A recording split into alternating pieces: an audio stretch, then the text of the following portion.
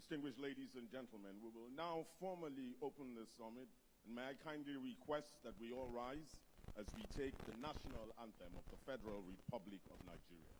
Please rise. We hail thee,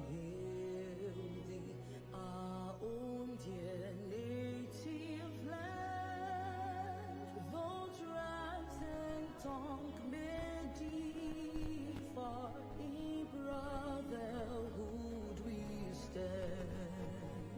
Nigerians all are proud to serve our sovereign motherland. You may be seated. Mr. Governor, Mr. Deputy Governor, Your Excellencies, distinguished ladies and gentlemen, once again we welcome you. And also to let you know that today's conversations are not just about risk, they are about opportunity, how Lagos and Africa can convert our coastline, our oceans, and our natural assets into resilient, inclusive prosperity.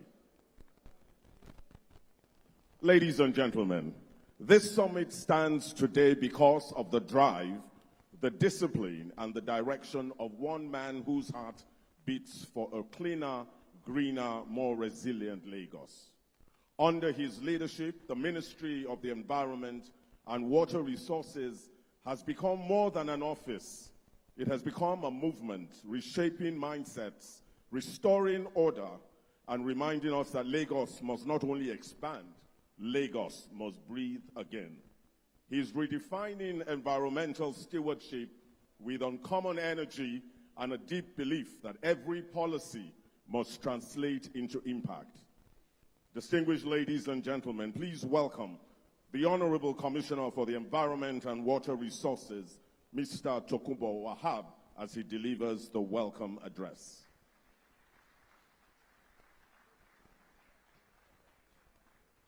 Before he starts, I'd like to ask that, can we have the media guys leave the stage, please? Media guys, please. You are covering the screen, please.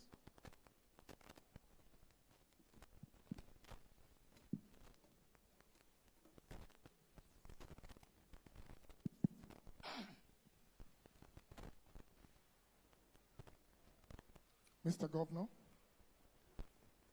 the Governor of Lagos State, Mr. Babajide Olushola Sanwo-Olu,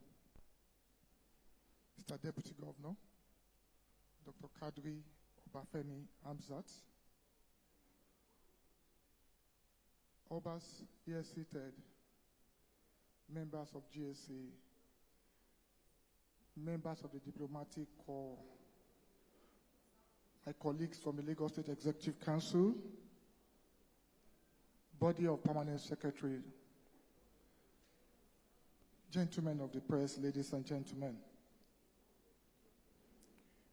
It is with great delight that I extend my heartfelt gratitude to each and every one of you joining us for this 11th edition of the Lagos State International Climate Change themed Blue Economy, Green Money, Financing Africa's Coastal Resilience and Ocean Innovation. Your presence here today is a testament to our shared determination to secure a sustainable and prosperous future for Lagos and Nigeria at large. This year's summit could not be more critical. It reflects our ministerial resolve to unlock sustainable financing and pioneer innovative solutions that will safeguard our oceans, strengthen our coasts, and unlock prosperity for generations to come. Since its inception by the Governor Emeritus, Governor Babatunde Raji Fashola, Senior Advocate of Nigeria, the Lagos International Climate Change Summit has evolved from a policy dialogue into a globally recognized platform for actionable climate participation and partnership. Each edition has built upon the last, from deepening our understanding of climate risk to now unlocking sustainable finance for resilience and innovation. At this year's summit, we want to deep dive into the many potentials inherent in the blue economy. The Atlantic Ocean is more than just a beautiful sight or a place to relax. It's a vital artery for commerce, a source of countless livelihoods, and a defining part of our landscape and identity as Lagos. It goes without saying that the incredible resource is also one of our greatest vulnerabilities. Scientific evidence shows that Lagos faces real threats from rising sea level, extreme flash flooding, and soaring temperature. Every day, we witness pollution in our waterways, from the careless dumping of liquid and solid waste to the spread of plastic pollution and unregulated dredging and reclamations. These are not distant challenges for us in Lagos. Lagos sees opportunities. Lagos, as a state, sees this crisis happening right now. This is a call to action to transform our blue waters and vibrant coast into engines of resilience and inclusive growth, ensuring a future that truly leaves no one behind. Distinguished ladies and gentlemen, where others see risks, Lagos sees opportunities. With this summit, we have a chance to redefine our relationship with the ocean, not as a resource to be exploited, but as a living system to be nurtured. One that sustains both our people and our planet. The blue economy represents more than just water-based industries. It embodies a new frontier for sustainable prosperity. This year's summit also provides an opportunity to bridge a crucial gap, the gap between visionary climate action and sustainable financing needed to make it a reality. Our mission is clear: to unlock the capital that will help us build a resilience, drive innovation, and protect our coastal future as Lagos. Lagos State isn't just talking about this vision. We are taking concrete steps to bring it to life. Under the visionary leadership of my principal, the Governor of Lagos State, Mr. Governor, Mr. Babajide Olusola Sanwo-Olu, Lagos continues to lead Nigeria's sub-national climate response through a bold initiative and strategic investment that strengthens our environmental resilience. This leadership has not gone unnoticed. Lagos has been ranked the top performing state in Nigeria for climate governance for the second year running. This is according to the 2025 Sub-National Climate Governance Performance Rating.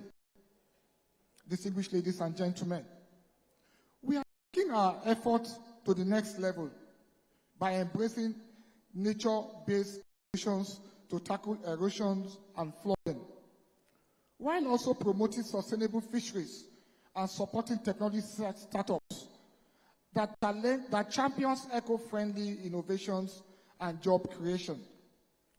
By December this year, the ministry, in partnership with C40 Climate Global Leadership Group, will commission a biogas facility at the Isheri Fruit Market, a project that turns 500 kilograms of fruit waste each day into clean energy.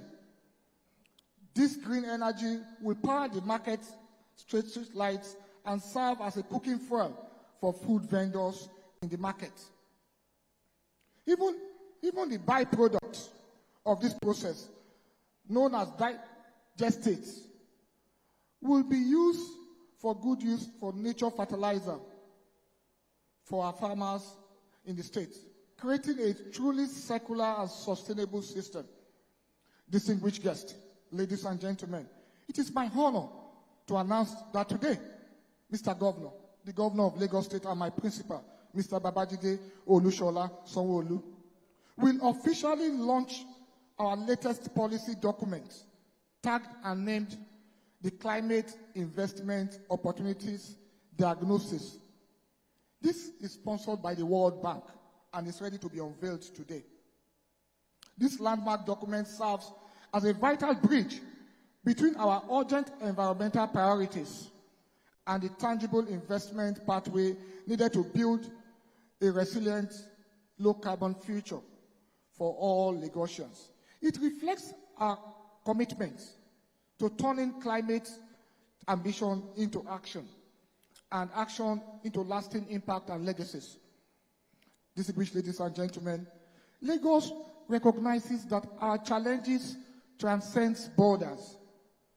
Other coastal African cities face similar vulnerabilities.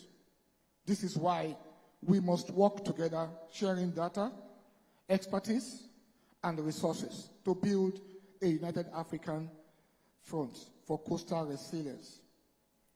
The future of our coastline depends on the decisions we make today. We are gathered here to send a clear message to the world that Lagos is ready to lead in the sustainable management of its ocean and coastal resources, ready for the investments, ready for innovation, and ready to build resilience that benefits our people. As Lagos State hosts this summit today and tomorrow, we reaffirm our unwavering commitment to lead by example, to remain the beacon of innovation, resilience, and sustainable progress in our sub-Saharan Africa. On behalf of the Lagos State government, I warmly welcome all our distinguished guests, partners, and delegates from across Nigeria, Africa, and beyond. Thank you for your time. Thank you for your presence. Thank you for your partnership. Thank you for believing in Lagos vision. Igbega Ìpínlẹ̀ Èkó, Àjùmọ̀ṣe.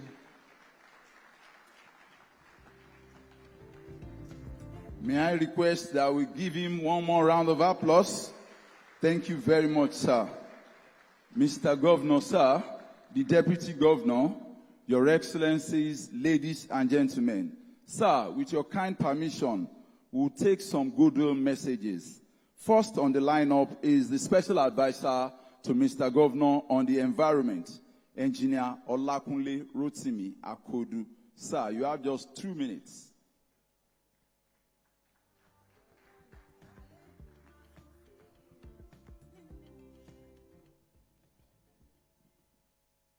Mr. Governor,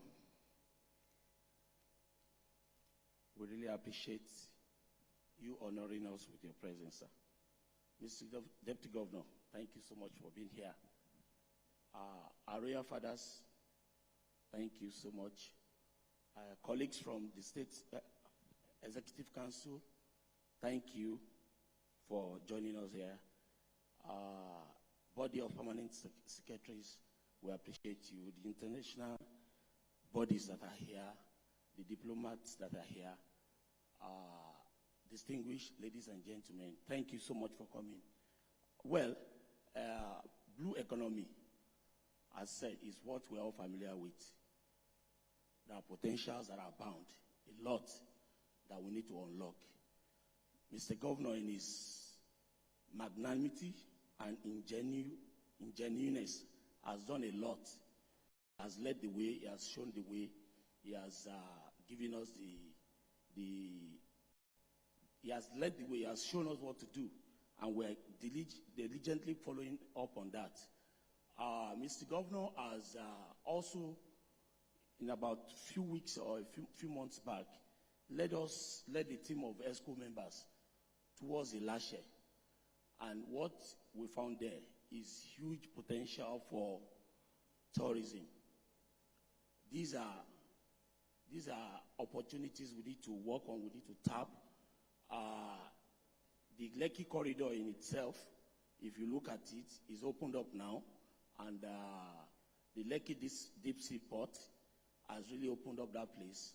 Lagos is a state that is made up of over 20% of water, and is as often referred to Lagos a state of aquatic splendor. We will be doing a great disservice not taking advantage of this or allowing this to go into ruin. People are coming daily to mess up the water bodies. What is supposed to be advantageous to Lagos is becoming disadvantageous. It's creating a lot of environmental issues. And there are a lot of revenues that can come from there. So the Ministry of Environment and Water Resources have the mandate of Mr. Governor to see that we convert these negativities to positives. Just of recently, as said by Honorable Commissioner, Lagos was just honored in Abuja for the second time consecutive, the best performing state, subnational in Nigeria, in climate governance. All the necessary activities that are expected to be in place, Lagos has been rated to be first nationally. And we want to assure you that as we continue to give in our best, Lagos will never let back. More and more successes will be recorded. Blue economy, green money, coastal innovations, and all of these are things that we need to put in place to ensure that the progress of the state is assured. Once again, I want to say thank you, Mr. Governor. Thank you, Mr. Deputy Governor, and everyone here. Thank you so much for coming. Mr. Governor, sir, the Deputy Governor, Your Excellencies, ladies and gentlemen, next we'll take the goodwill message from the Kingdom of Netherlands. Let me invite the Policy Advisor on Economic Affairs and Public Diplomacy, Okpeyemi Oriniowo. A round of applause for him, please. Sir, you have just 2 minutes.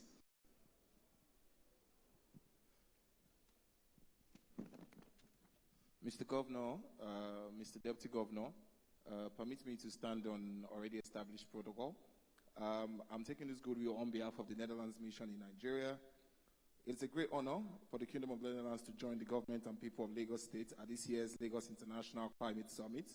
The theme, Blue Economy, Green Economy, Financing Africa's Coastal Resilience and Ocean Innovation, captures a shared ambition for both our nations and all their building prosperity while safeguarding the planet.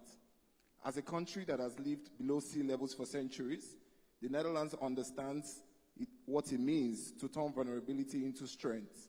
Our long history of living with water, not against it, has shaped our belief that sustainable progress depends on collaboration, innovation, and inclusion. This is why we are proud of our deepening partnership with Lagos State and other subnational governments across Nigeria in advancing climate resilience, circular innovation, and sustainable water and waste management.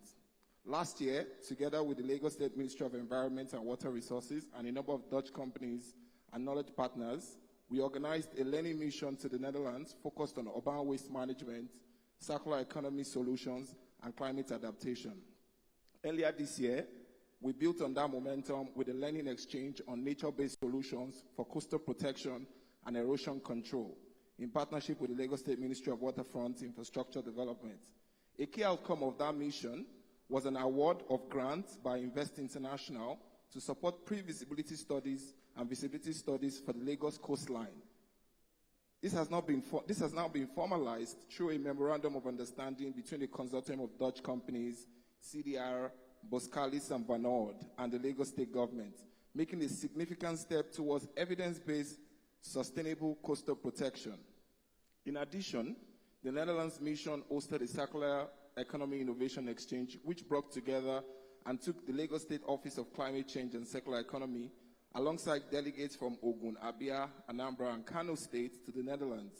We also supported the National Council of Climate Change in the development of the Nigeria NDC 3.0. These national and cross-regional initiatives underscores our shared commitments to fostering circular growth and local climate innovation across Nigeria. We're also encouraged by the Lagos State Waterways Authority and their plans to visit the Netherlands for the Maastricht exhibition, the world's largest showcase of marine technology and innovation, and their request for support towards actualization of sustainable water transportation system in Lagos State. These continued exchanges reflect strong forward-looking partnerships between Lagos State government and the Netherlands, one grounded in practical collaboration and mutual learning. As the conversation at this summit turns towards financing Africa's coastal resilience, it is worth noting that the Netherlands offers a robust ecosystem of financing and technical support instruments for climate-related projects. Mechanisms such as the Dutch Fund for Climate and Development and Invest International are designed to catalyze investments in climate adaptation, nature-based infrastructure, circular economy initiatives, and sustainable blue economy ventures. These facilities actively seek partnerships with African government and private sector and development actors to turn bold ideas into bankable and scalable projects. As Lagos State continues to champion Africa's blue and green economy, the Netherlands remains a steadfast partner supporting initiatives that mobilize climate finance, strengthening coastal resilience, and to empower innovation-driven solutions for sustainable future. Together, we can transform shared challenges into shared opportunities for our economies, our people, and our planet. On behalf of the Kingdom of Netherlands, I extend our warmest wishes and fruitful deliberation and pray for a lasting partnership between both parties. Thank you very much. Thank you very much, sir.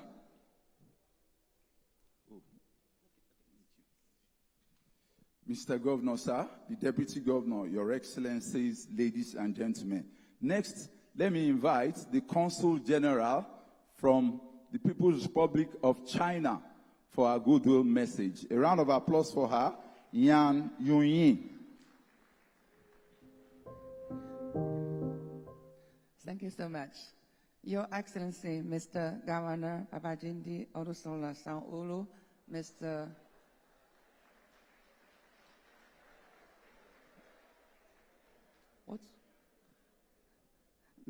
Deputy Governor, Mr. Hamdet, you are all great friends of China. Distinguished guests, ladies and gentlemen, good afternoon. I'm General Counsel of China in Lagos, but I like you call me Ayo Uchi Fatima. I love Nigeria. I love Lagos. This is Lagos. So it is a great pleasure to attend the 11th Lagos International Climate Change Summit today. You know, in September 2025, Chinese President Xi Jinping delivered a video speech to the United Nations Climate Summit. At this critical moment, making the 10th anniversary of the Paris Agreement and for countries to submit the new nationally determined contributions, President Xi Jinping called for the following in his speech. First, we must firm up confidence. Second, we must live up to responsibilities. Third, we must deepen cooperation. Just last month, the fourth plenary session of the 20th Central Committee of CPC reviewed and adopted the 15th five-year plan for national economic and social development, which made further agreements for accelerating the green transition across the board and building a beautiful China, highlighted pressing ahead with the critical battle against pollution and the drive to upgrade ecosystems, moving faster to develop a new type of energy system, working actively and prudently toward peaking carbon emissions and accelerating the shift to eco-friendly production practices and lively styles. China has taken correct steps and is seeing significant results in its climate efforts. Our urban density continues to fall. In 2024, non-fossil fuels already accounted for nearly 1/5 of our primary energy mix, and we have met several of our 2030 targets, including for wind and solar capacity and forest stock ahead of schedules. China is committed to both global climate governance and green development in the global south. Since 2016, we have mobilized over 177 billion Chinese yuan to support developing countries to address climate change. So far, we have signed 55 climate MOUs on South-South climate cooperation with 43 countries, run over 300 capacity building projects, and provided 10,000 training places to more than 120 nations, all to extend the benefits of low-carbon cooperation. China has consistently strengthened cooperation with Nigeria in green and low-carbon development. In November 2024, China's Ministry of Ecology and Environment and the Nigeria Federal Ministry of Environment signed an MOU on cooperation development of the Lekki low-carbon demonstration zone under the Africa Light Belt Initiative. So China will support Nigeria in enhancing its climate change response capabilities through joint development plans, exchange seminars, and capacity building activities. So I think climate change is a common challenge for all humanity. So let's together go ahead and to build a beautiful China, Nigeria, Lagos. Thank you so much. Thank you very much, Mr. Governor, sir, the Deputy Governor, Your Excellencies, ladies and gentlemen. Let me, with your kind permission, invite the Field Representative, Deputy Head of Mission, representing the British Deputy High Commissioner, Mr. Simon Field. A round of applause for him, please.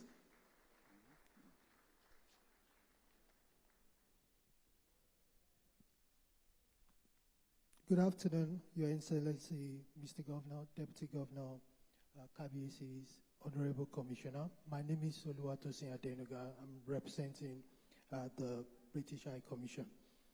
Distinguished guests, colleagues, and partners, on behalf of the British Deputy High Commission, I extend warm greetings and commend Lagos State for its bold and transformative leadership in climate action and sustainable development. Lagos stands as a beacon of innovation and resilience, not only for Nigeria, but for the entire African continent. As Africa's fastest growing coastal city, Lagos has embraced its climate vulnerabilities as opportunities for progress. For 2 consecutive years now, Lagos has been rated Nigeria's best performing state in climate governance. Congratulations to Lagos. This achievement is not just about numbers. It reflects years of deliberate work, strong policies, and collective effort. The UK is proud to work with Lagos to support innovative climate-smart initiative that attracts flows of green finance into the state. By mainstreaming climate change across the economy, we unlock opportunities for resilient growth. Through the Future Cities program, we proudly supported Lagos in shaping sustainable urban transport and waterways strategies, laying the foundation for the transformative projects like the Umieko project. The recent E1 series, hosted here in Lagos, is another great example of innovation born on the River Thames in London. These events showcase clean marine technology and global collaboration. We are excited that British firms like Cyber Technologies are exporting cutting-edge solutions, creative jobs, and driving green growth. We celebrate Lagos for convening this summit and for fostering collaborations across borders, sectors, and generations. May this gathering catalyze new partnerships unlock sustainable financing, and inspire climate solutions that uplifts community across Africa and beyond. Thank you so much.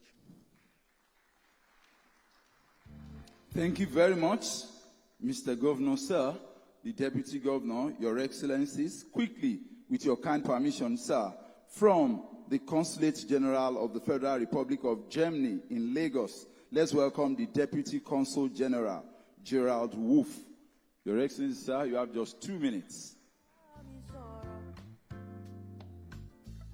Thank you very much. Mr. Governor, Mr. Deputy Governor, Your Excellencies, ladies and gentlemen, it's an honor to face such a distinguished audience today, and I'm very grateful to the Lagos State Government for organizing this conference, which is pinpointing the challenges a coastal city like Lagos is facing as it is impacted by rising sea levels as an effect of worldwide climate change. As we speak, world leaders are gathering in Brazil on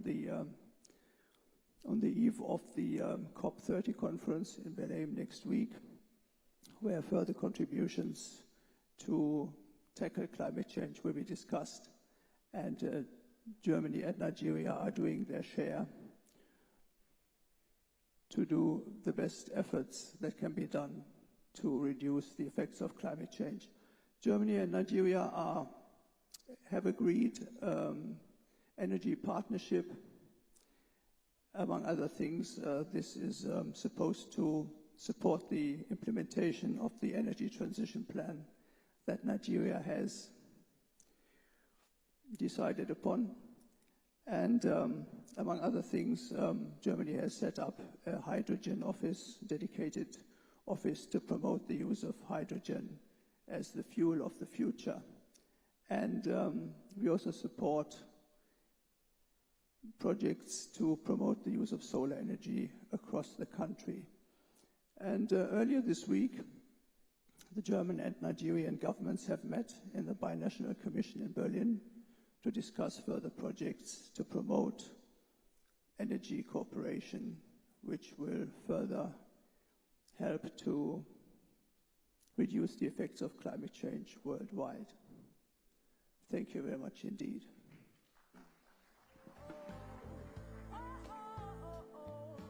Thank you very much, Your Excellency. Mr. Governor, the Deputy Governor, Your Excellencies. Next, let me invite the representative of the Right Honorable Speaker, Lagos State House of Assembly, Right Honorable Dr. Mudashiru Obasa, in the person of the Chairman House Committee on the Environment, Honorable Olanrewaju Afini.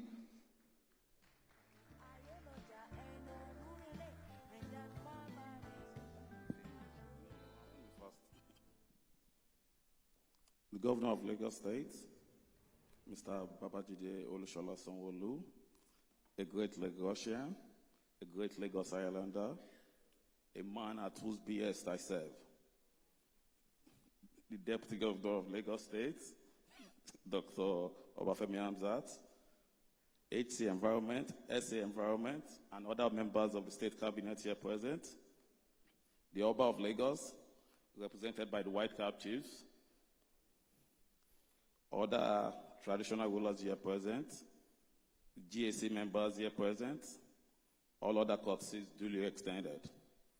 On behalf of the Lagos State House of Assembly, I extend my warmest greetings and congratulate the Lagos State government for its leadership in hosting this critical dialogue.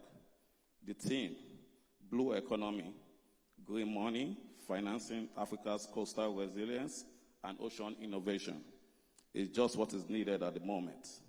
Lagos, a dynamic coastal megacity, stands as a testament to Africa's potential and resilience. Our focus on harnessing our vast marine and coastal natural capital is not just an environmental strategy, it is an economic blueprint for sustainable growth, job creation, and climate adaptation for the entire continent. This summit should be more than just a meeting of minds. It should be a catalyst for action, as it has been for many years running. It is a platform for turning ambition into investment and vision into reality. The global community looks to forums like this for bold ideas and concrete steps towards a sustainable future. We are here for advocacy, to mobilize finance, and of course, to forge partnerships. The Lagos State House of Assembly is proud to be part of this crucial endeavor. May our deliberations over the next couple of days be fruitful and lead to a wave of new ideas, innovations, and investments that will create a more prosperous and resilient future for coastal communities across Africa and the world at large. Thank you.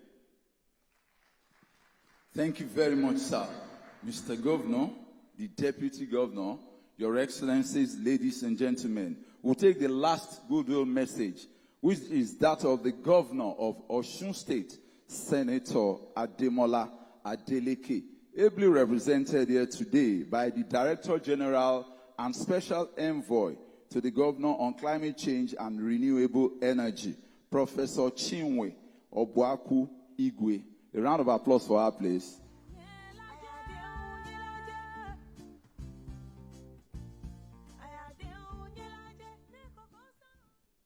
Good morning.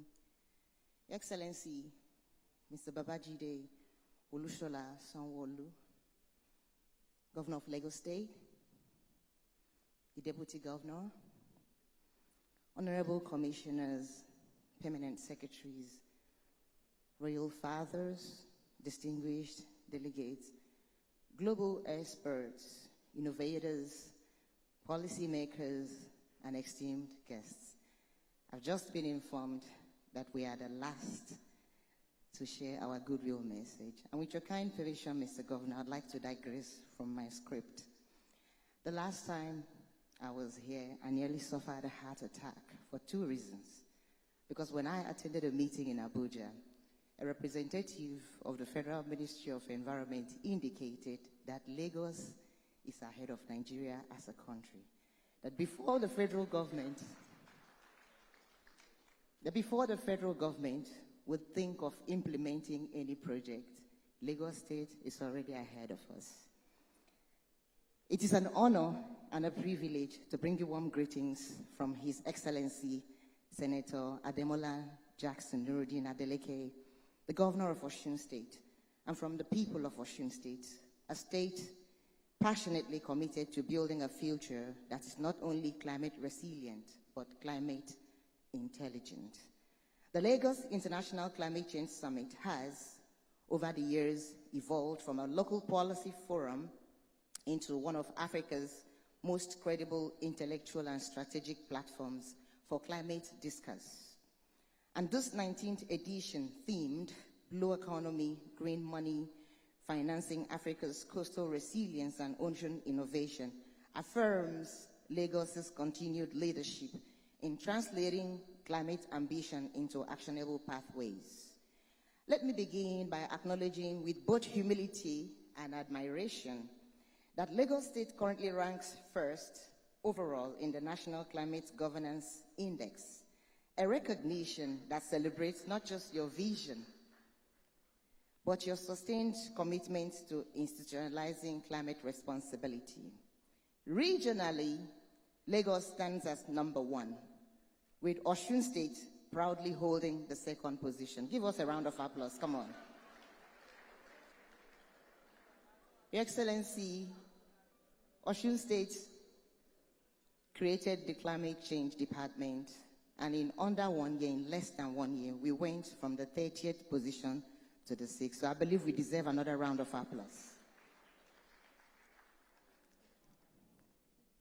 In the climate governance landscape, Lagos is not just leading, it is lighting the path. And Osun State, following closely, draws strength and inspiration from our big brother, from that brilliance, as we currently and collectively shape a narrative of resilience that is uniquely Nigerian, proudly African, and globally consequential. This year's theme invites us to reimagine the ocean, not as a boundary, but as a frontier, not merely as a body of water, but as a body of wealth, wisdom, and wonder. Financing Africa's coastal resilience is not just an economic pursuit.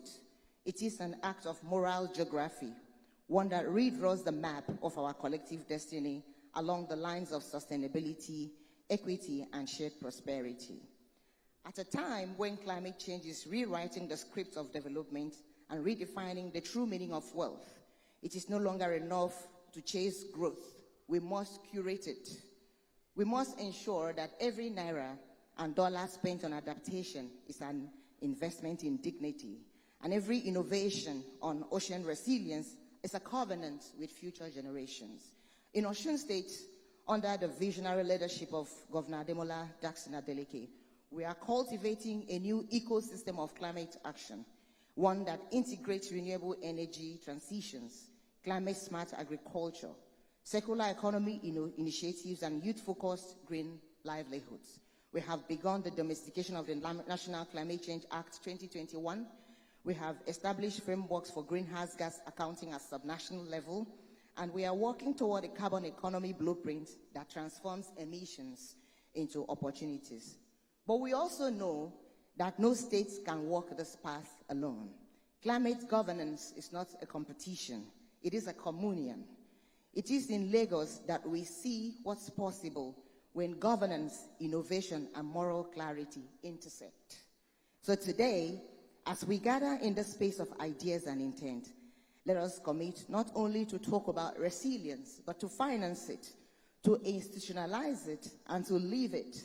Let us make Africa's blue economy not just a vision for tomorrow, but an enterprise of today, powered by green money, guided by blue wisdom, and anchored on the deep current of continental collaboration. On behalf of my principal, the government, and people of Osun State, I congratulate the Lagos State government for its enduring leadership and intellectual generosity in hosting the summit. May the insights shared here ripple far beyond the shores of Lagos, inspiring other states, including my lovely Osun State, to build an Africa that not only survives the climate crisis, but defines the post-carbon era. Thank you.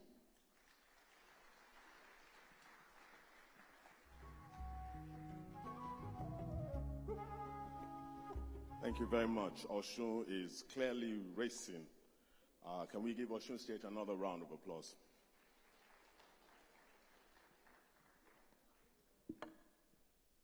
Mr. Governor, Mr. Deputy Governor, Your Excellencies, distinguished guests, ladies and gentlemen. We now go into our theme with lead paper 1.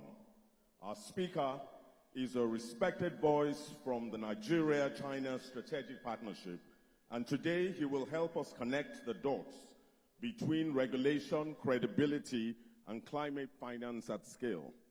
Distinguished ladies and gentlemen, please welcome Taiwo Ajetumobi to deliver lead paper 1 on blue economy, green money, financing Africa's coastal resilience and ocean innovation. Can we please give him a round of applause as he comes off stage?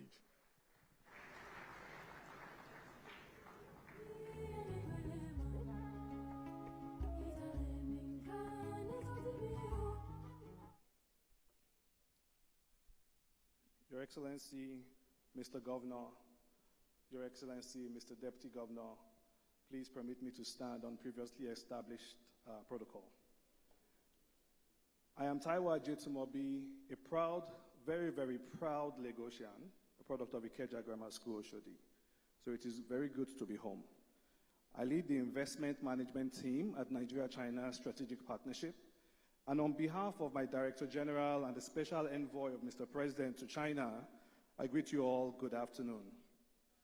It is an honor to stand before this distinguished audience at a time when Lagos is once again setting the tone for subnational economic leadership in Africa.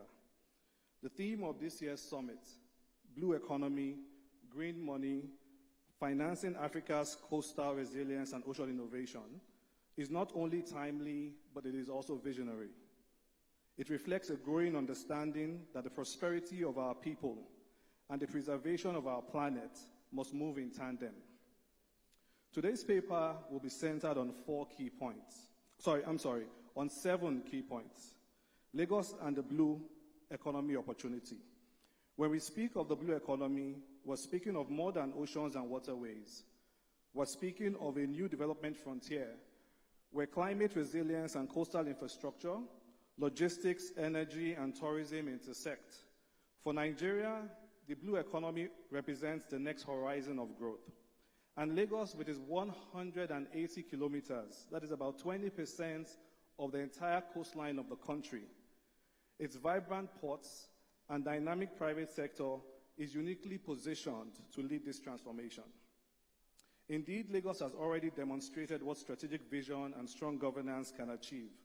For instance, the Lekki Deep Sea Ports, executed through a PPP between the federal government, Lagos State, and private investors, stands as one of Africa's most successful examples of subnational federal alignment. It is more than a port. It is an ecosystem that will catalyze over $360 billion to Nigeria's GDP and generate about $200 billion in new government revenue over its 45-year concession period. In addition, it strengthens Nigeria's already strong position as a regional maritime hub. This project succeeded because the federal government and Lagos state governments spoke with one voice. They de-risked the project environment and created a structure where private capital could thrive. It is proof that when the federal vision meets subnational execution, private capital is bound to follow. Number two, the imperative of alignment. You will hear me say alignment, alignment, alignment a lot today. Today, we must apply this same logic to further developing Nigeria's blue economy and in developing climate-resilient infrastructure projects. At the federal level, Nigeria's energy transition plan, the Blue Climate Action, the Blue Economy Policy Framework, and the Presidential Initiative on Climate Action are clear statements of intent from the federal government. At the state level, Lagos is developing innovative water transport systems, coastal protection programs, and waste-to-energy initiatives. Now, for context globally, climate finance has become the fastest growing segment of development capital, with over $1 trillion available annually and rising. And so the opportunity is clear. Alignment remains the missing link. Investors, whether in Beijing, Dubai, or London, are looking for three important things: policy coherence, regulatory predictability, and project bankability. If we align this across tiers of government, we can unlock billions in private and blended capital for Lagos State's blue economy, as well as for the multiple climate-resilient infrastructure developments going on. On number three, I'll speak on PPP models that we have seen work in the past.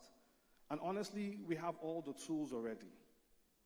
From my work at Nigeria-China Strategic Partnership, I have seen how the right PPP frameworks can turn ambition into assets. Around the world, cities are financing climate-resilient projects using adaptable PPP structures. This is a model Nigeria can scale, also leveraging our own local innovation. Let me highlight a few, each of which allows private operators to invest and generate attractive returns. Number one, design, build, finance, and operate. In this instance, the private party designs, they build, they finance, they operate, but government retains ownership. And this model is ideal for utilities, where there is an imperative for the government to deliver social goods to its people. The very popular build, operate, transfer model that we've seen work really well in Nigeria. In fact, it was exactly the model that was used to develop MMA2 in the past. In this instance, private sector will build, they will operate, and they will concession for a period of time. And it is fantastic for airport terminals, ferry terminals, coastal highways, and the likes.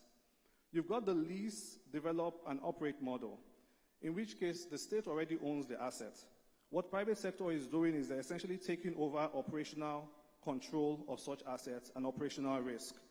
Things like jetties, waterfront facilities can be leased, they can be modernized and operated by private sector. And then you have the traditional concession agreement that we all know, where the asset already exists and private sector just comes to operate it. Each of these models offers Lagos the opportunity to leverage private innovation and financing while maintaining public oversight and social value. Number four, there's some lessons from success. When federal and state policy aligns, projects move from PowerPoint to pavement quickly. Let me quickly illustrate 3 instructive examples across Nigeria. The Lekki Deep Sea Port, where federal and state governments aligned under a BOT concession supported by Chinese and Nigerian investors. Clear governance and shared incentives de-risked the project and ended up attracting about $1 billion in investment capital. The Lagos-Ibadan Railway, where the federal government-led execution involved cooperation with Lagos and Ogun states.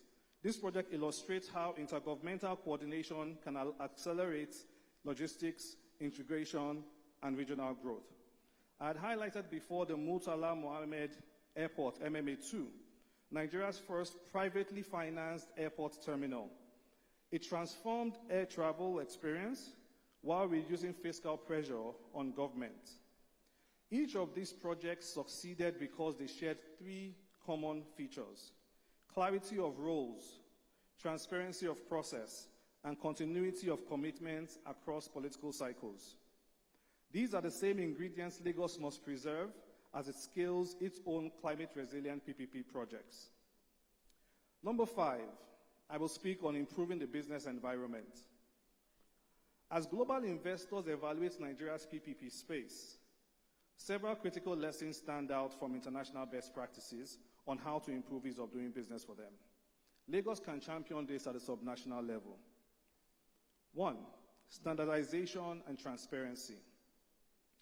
Developing a unified PPP framework for Lagos, aligned with Infrastructure Concession and Regulatory Commission at the federal level, using model concession agreements already pre-developed, and having an online pipeline that is available to investors and can attract credible investors quickly. 2, early stage project preparation. Many projects die at this early stage in the project development journey. Lagos State can develop a Lagos PPP preparation fund to finance feasibility studies and environmental assessments. Investors are way more likely to commit when projects are both technically ready and financially bankable.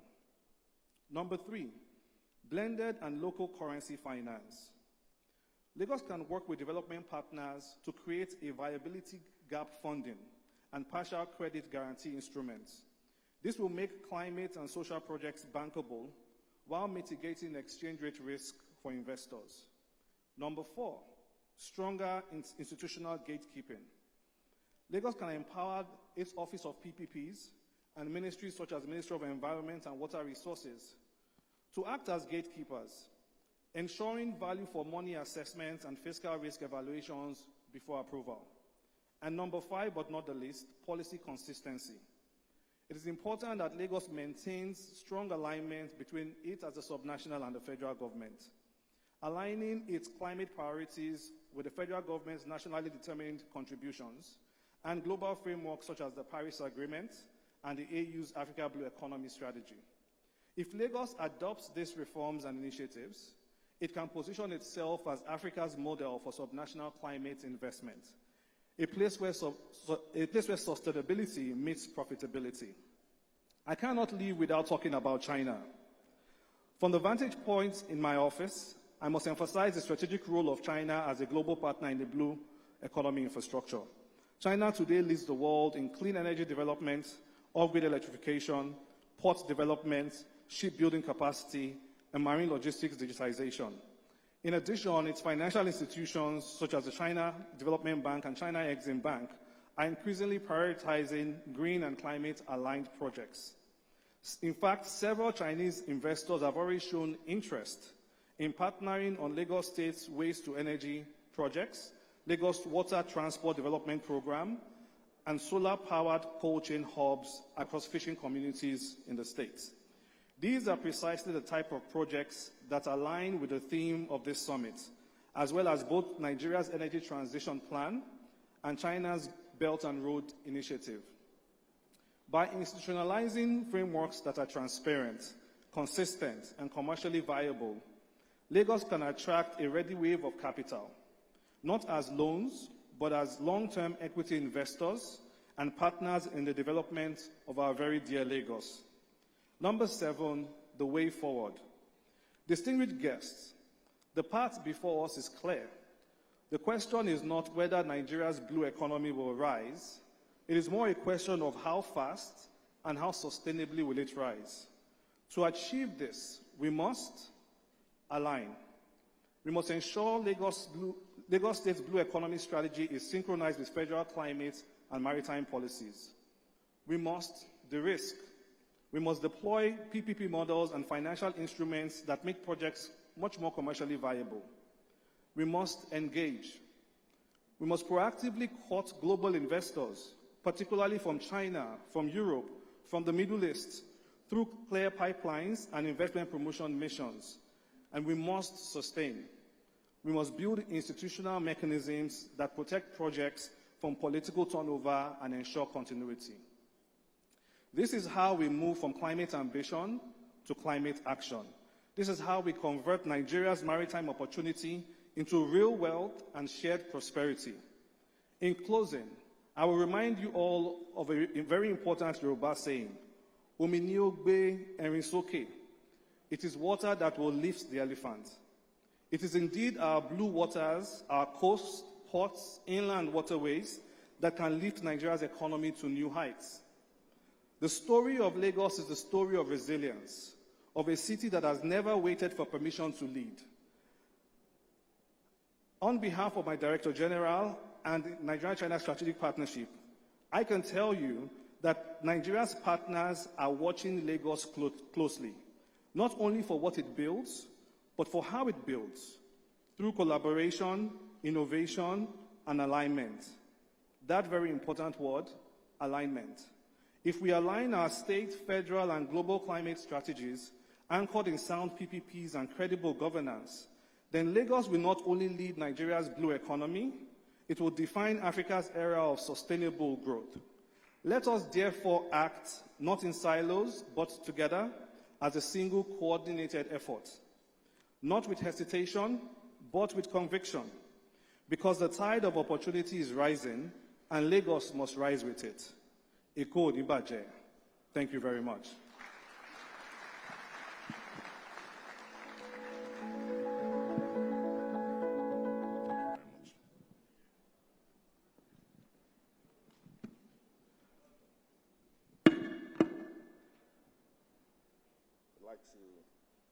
I'd like to thank you very much, sir, for the depth of that presentation with us, even though you made it truly simplified. Can we please give him another round of applause? And before we proceed, Mr. Governor, Mr. Deputy Governor, I'd like to recognize in our midst the representative of the Honorable Minister for the Blue Economy, Dr. Dayo Moberiola. Can we give him a round of applause, please? Our second lead paper brings the discussion even closer to home in Lagos.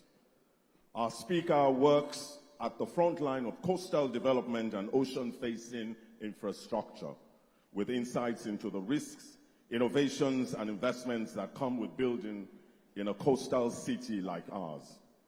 He is the director of Eco Atlantic City Management Limited.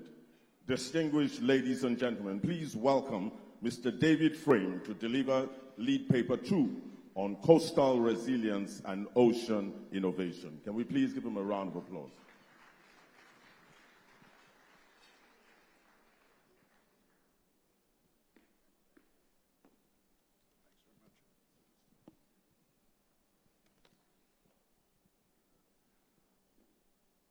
Mr. Governor, Mr. Deputy Governor, distinguished guests, ladies and gentlemen, it is a great honor to represent Eco Atlantic here today and discuss the journey that we've taken so far.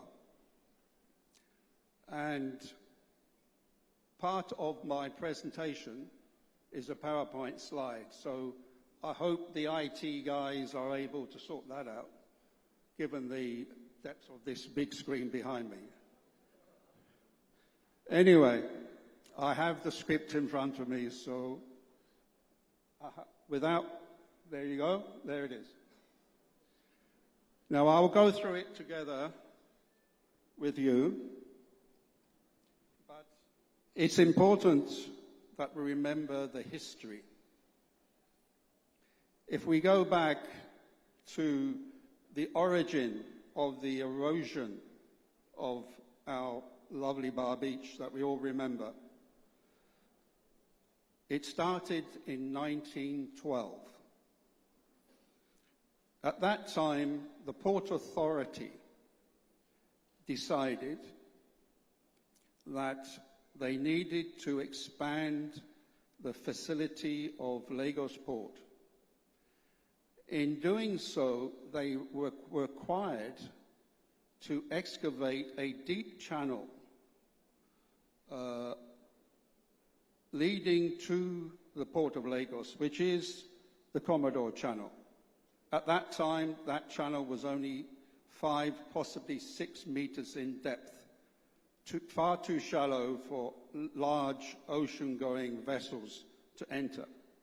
So, in their wisdom, they decided to construct 2 very large rock moles. The first one to the west, known as the West Mole. The second one to the East Mole. Now, that created a sheltered channel for dredging, deepening the access to Lagos Port. But what they did not know, and with the benefit of hindsight and technology, we now know what they did, trapped sand that was moving along the west coast of the continent of Africa and was in fact extending that beach out to sea. The level of sand and the seafront was in fact 2.5 kilometers out to sea from Amado Bello Way. We have lost all that sand due to the erosion caused by the construction of those 2 moles. Now that is something that some people are old enough to remember, and I've spoken to many elderly residents of Lagos who confirm having to trek very far to take a cold box, enjoy the seafront, and trek all the way back. That's that 2.5 kilometers I'm talking about. So, what happened? The erosion was very rapid. It was in the order of 25 to 30 meters of beach retreat year on year on year, until we reached 2005. What remained of our beloved Bar Beach and a greater part of Amado Bello Way collapsed into the sea. That event caused great concern for the residents of Victoria Island, and immediately the Lagos State Governor enlisted High-Tech Construction Company to build a shoreline defense. High-Tech engaged that promise from the governor and worked round the clock, 24 hours, to build a very robust seawall that resisted further erosion to the coastline of Victoria Island, but was not the full story. We had to go further than that. And in July 2006, we signed a concession agreement with the Lagos State Government to build the Atlantic City. And the first demand of that concession agreement was to design, engineer, construct, and finance the entire project. Following that signature, real construction began in 2008 using advanced GPS technology for precise placement of the elements of the seawall.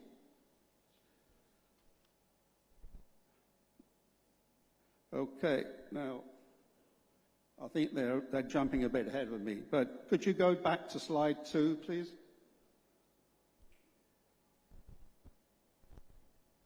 No, further. That's it. You got it. That screen you see there represents the development of Eco Atlantic from day one. As you can see, in 2009, there is no sand.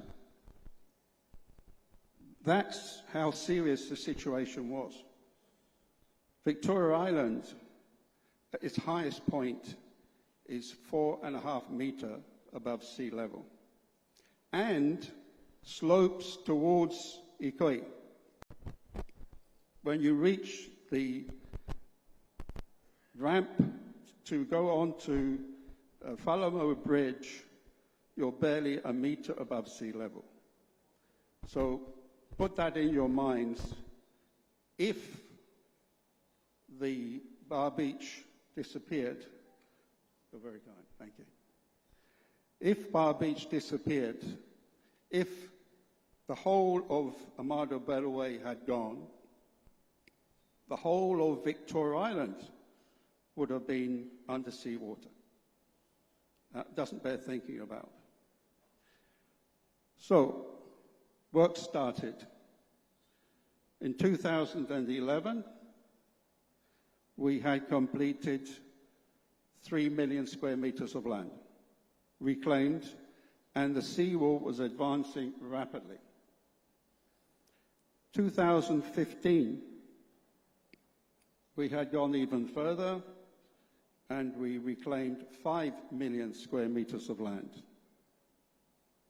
2018, we had gone and reclaimed close to 7 million square meters. But then, a little blip, COVID. We had to stop work, unfortunately. But we're still there, but we're working with our consultants and engineers. 2023, we advanced even further, and in 2024, we had achieved close to 8 million square meters, which is 80% of the project as a whole. So now we go on, hopefully, with the next slide, the Great Wall of Lagos.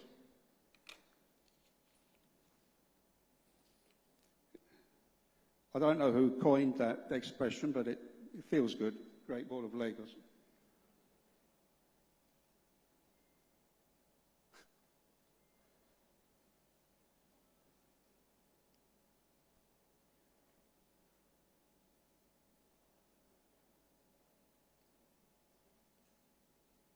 Technology defeats us all. Aha, there we go. So, the Great Wall of Lagos. The concept of Eco Atlantic and the Great Wall is to protect Victoria Island and Phase 1 Lekki from ocean surge. That Great Wall, as you can see from the first slide, is 8.5 meters above sea level at its crest. But below that is 10 to 12 meters of rock. The wall itself is also 8.5 kilometers in length, and at its base, 58 meters wide. A huge volume of rock. And that, our engineers tell us, is what is required to protect Eco-Atlantic, but also protect, and our primary responsibility, protect Victoria Island and Lekki. I'm happy to say that that has been achieved already.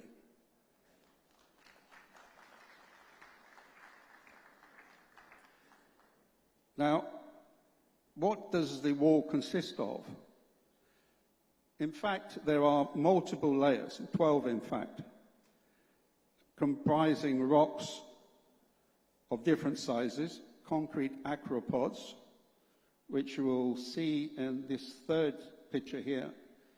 These are angular lumps of rock, of concrete, and they weigh 5 tons each. They're cast on site to very, very high standards, and they interlock together when they're placed. So it means they work in unison rather than individual units, which is the advantage over rock alone. But that is the core structure. But at the same time, we wanted to create a promenade where somebody could come to Eco-Atlantic and enjoy the sea view. That promenade is 12 meters wide, and I make good use of it every evening after work. The wall was designed by renowned Dutch engineers Royal Haskelley, and in order to prove the design, it had to be tested in laboratory conditions at the Danish Hydraulic Institute. And I attended that test. The test itself, according to international standard, has to withstand the most severe storm predictable in a 100-year period. We asked them to extend that testing, which they did in multiples. Eventually, it was tested to a 1,000-year storm condition, something they classified as a Hollywood scenario. The only place you will see it is in Hollywood. But it was tested to that degree, and it passed the test with flying colours. That gave us the confidence that that wall is going nowhere, and it will protect Victoria Island, Eco-Atlantic, and Ikoi long into the future.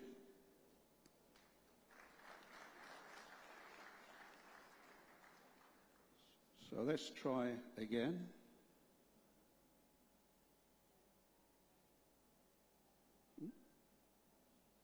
There we go. Land reclamation. Right. The total planned area of Eco-Atlantic is 10 million square meters. That is almost the equivalent of twice the size of Victoria Island. And on that footprint, we are constructing a city of international standard.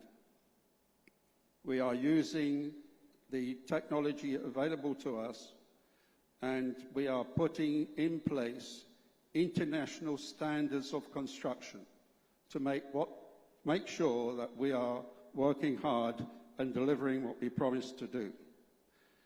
The sand is achieving on a daily basis 3,000 square meters of reclamation, and we are already well on program to complete the whole of what we call the marine works by the end of 2027.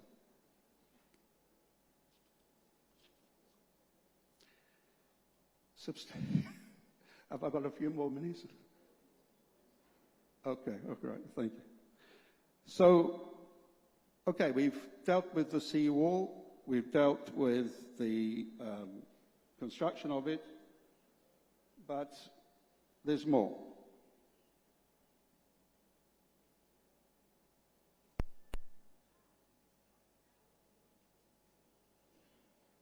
Here we go.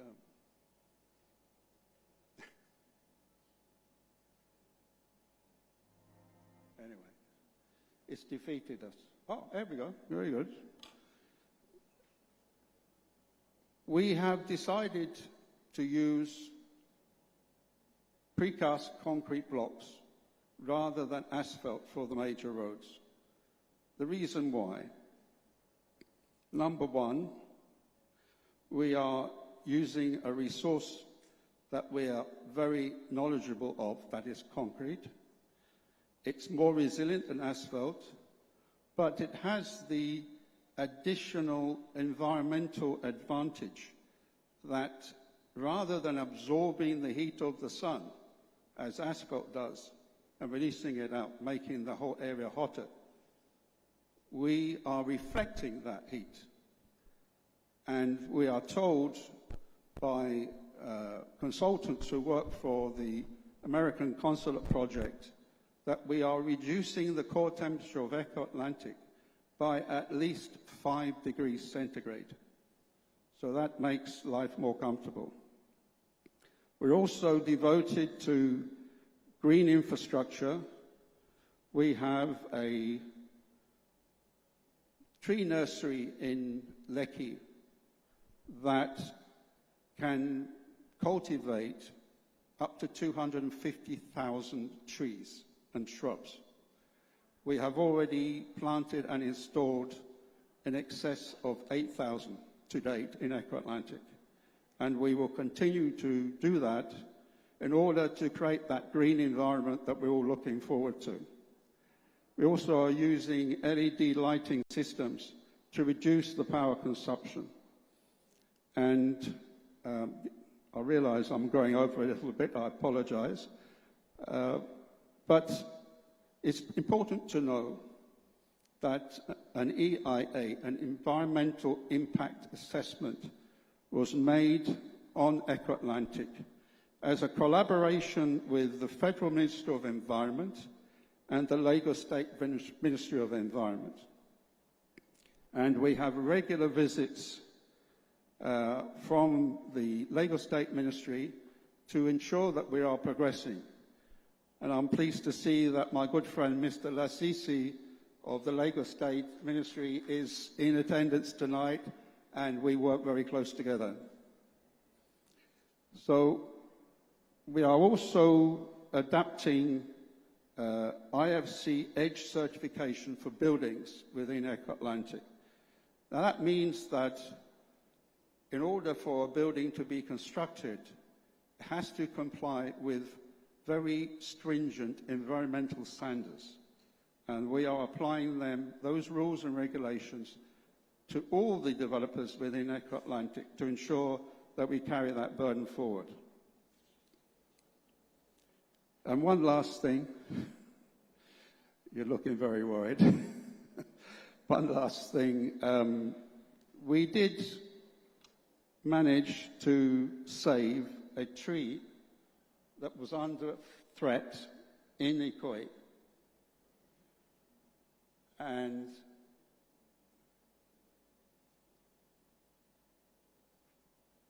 by the way, while we're waiting, that's the tree nursery we have in Ikoyi.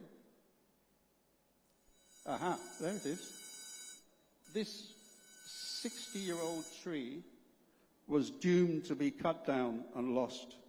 And it was in Ikoyi, and through collaboration with environmental groups, we managed to save that tree, plant it in Echo Atlantic, just a very bare trunk at the time.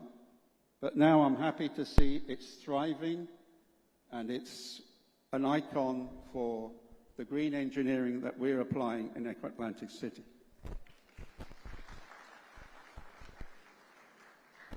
So that more or less wraps up my presentation. My apologies for the slow movement of the files, but what can I say? Again, my thanks to Lagos State Government, the Ministry of Environment, and all the help that they are providing to ensure that Echo Atlantic is delivering on green engineering. Thank you very much.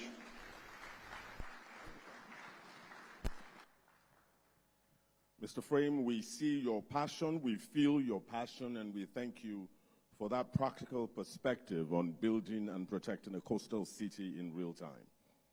Once again, can we please give him a round of applause? Mr. Governor, Mr. Deputy Governor, Your Excellencies, distinguished guests, ladies and gentlemen. It's time to hear from the man charged with leading Nigeria's marine and blue economy agenda at the federal level. His ministry is responsible for translating our discussions today into national policy, investment pipelines, and coordinated action across our waters and coastline. Distinguished ladies and gentlemen, please welcome the Honorable Minister for Marine and Blue Economy, Mr. Boyega Oyetola, for his keynote address. He is ably represented by the Director General NIMASA, Dr. Dayo Moberiola.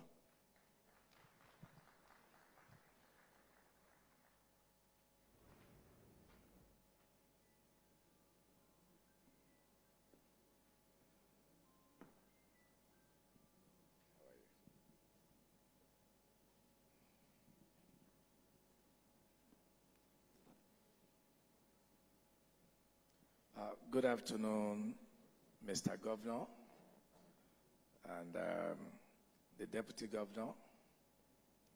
Please, in order to save time, allow me to stand on well-established protocol. I'm here today to represent the Honorable Minister for Marine and Blue Economy, His Excellency, Mr. Adegboyega Oyetola, CON. He would have been happy to be here, but unfortunately, due to circumstances beyond his control. And this is a man who is passionate, who has capacity and ability to wanting to change the situations that we all are facing in the blue economy sector. So I go straight to his speech. He started by saying Nigerians' coastline and inland waterways form one of the West African most strategic frontiers, supporting vital sectors, including fisheries, shipping, tourist, energy, and biodiversity conservation, which collectively possesses the potential to redefine Nigeria's growth model. It presents a unique opportunity for Nigeria to transition from oil dependency to a diversified, innovative-driven, and environmental resilient economy. The establishment of the Federal Ministry of Marine and Blue Economy in 2023 marked a major policy breakthrough under the administration of President Bola Ahmed Tinubu, GCFR.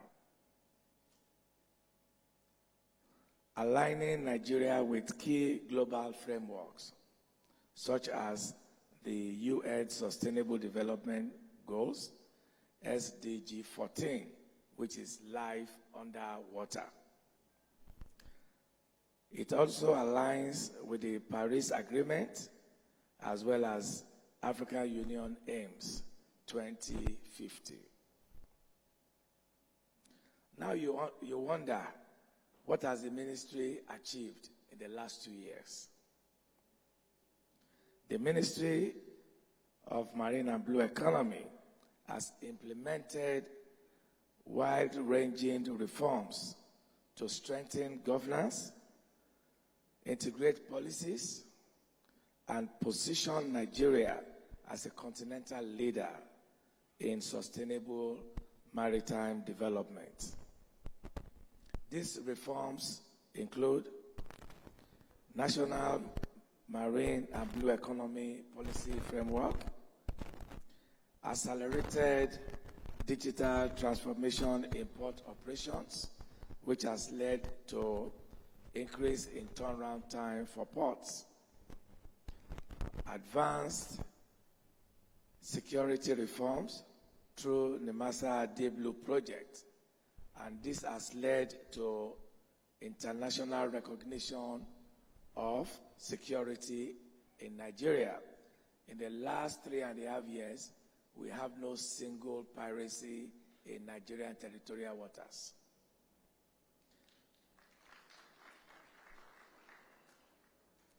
And on top of that, with the same infrastructure, we have also been able to reduce piracy in the Gulf of Guinea by 90%.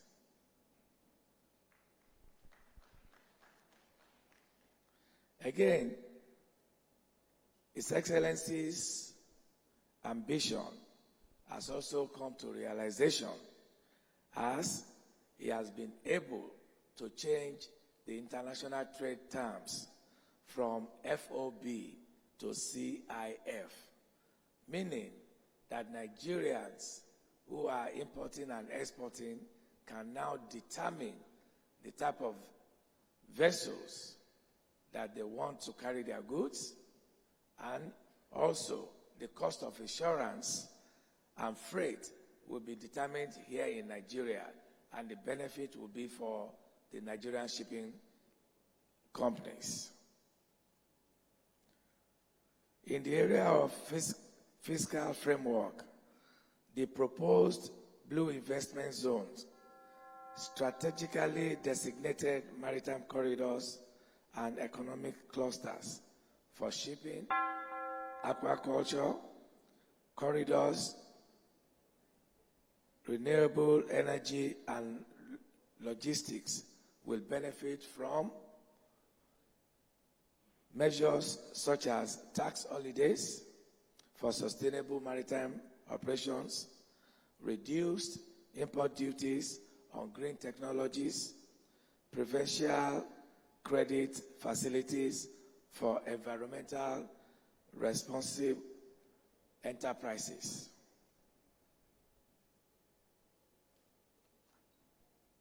Legal framework in which the Ministry of Marine and Blue Economy has embarked on is a robust marine and coastal maritime bill, which is crucial to institutionalization, sustainable ocean governance.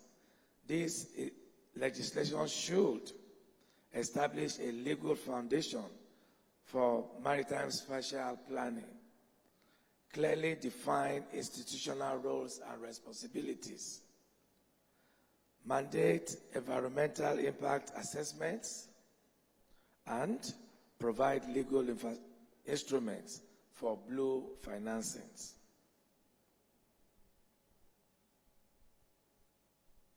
Policy alignment and governance. Fiscal and trade policies must align with the overarching blue economy vision. The medium term, the national climate change policies, and Federal Ministry of Finance, Central Bank, as well as Ministry of Marine and Blue Economy will all align together to prevent policy fragmentation and ensure consistency. Coastal change and coastal risk and resilience strategy. Nigerian coastal corridor faces escalating threats from sea level rise, erosion, as well as flooding. So it is therefore the responsibility of the marine and blue economy to institute a national coastal resilience and adaptation framework. And I can assure you that this framework is ongoing now.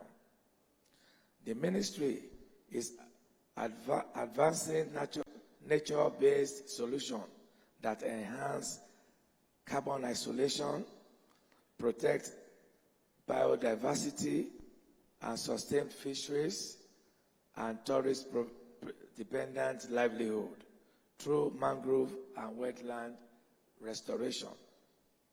The ministry is also working with the NIMET and NEMA to expand early warning signs, hydrometeorological monitoring, and climate modeling to strengthen disaster preparation.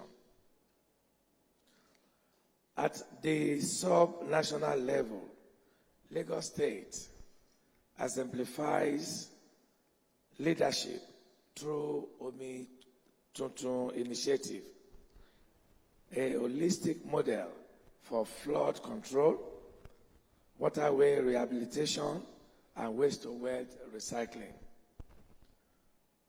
Internationally, Nigeria's engagement in the Paris Agreement, United Nations Framework Convention on Climate Change, and African Adaptation Initiative underscores the advocacy for climate justice, blue finance, and technology transfer. Financial instruments for a sustainable blue economy. The Ministry of Marine and Blue Economy is partnering with the Federal Ministry of Finance, Central Bank, and African Development Bank.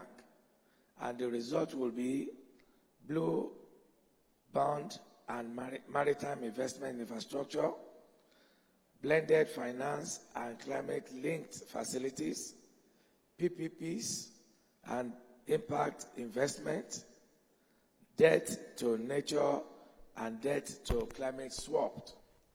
And this has been taking place in Belize, and it has realized almost $364 million.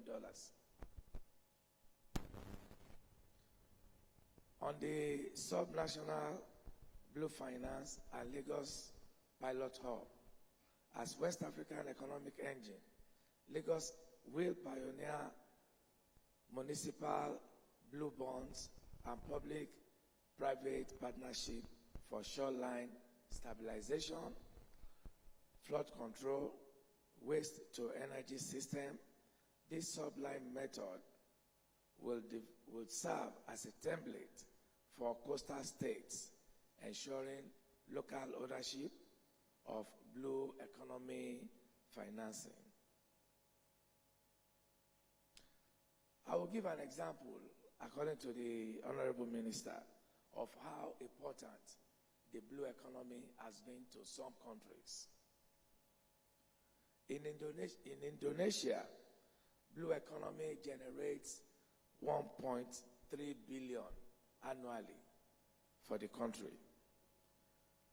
In Bangladesh, it contributes 6.1 billion to the economy of the country on an annual basis.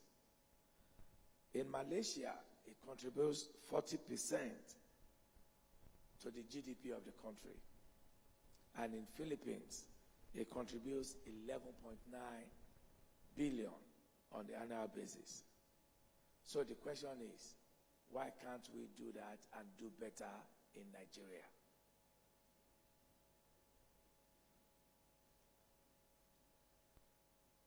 We are collaborating with universities to develop research programs that will be maritime enterprise focused to generate businesses, and with the help of the private sector, we are sure we'll be able to achieve this. The Ministry of Marine and Blue Economy has also developed a framework called Tripart Helix Model, which is a relationship between universities in knowledge and drive research. The industries, commerce, and technology will be able to key into this in order to develop their bases. Ladies and gentlemen, On regional cooperation, the Ministry of Marine and Blue Economy is partnering with regional leadership, continental integration, global engagement, and most importantly, blue finance diplomacy.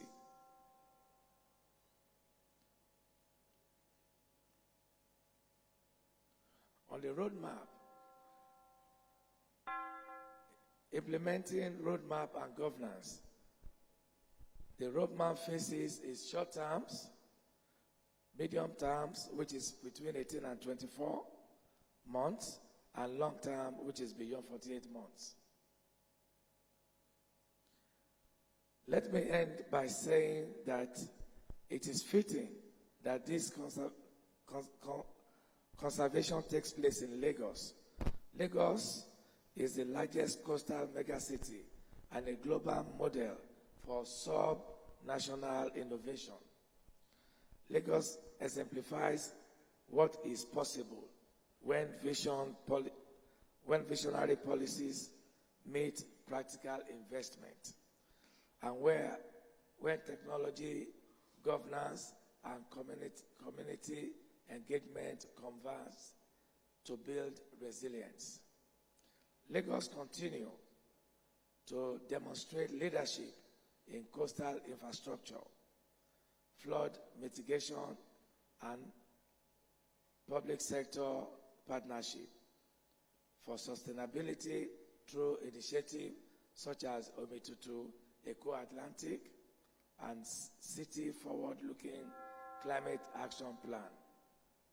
So we plan and we hope that all the coastal states in Nigeria will emanate and collaborate with Lagos State. So on that note, I present to you the speech of the Honorable Minister of Marine and Blue Economy. Thank you very much.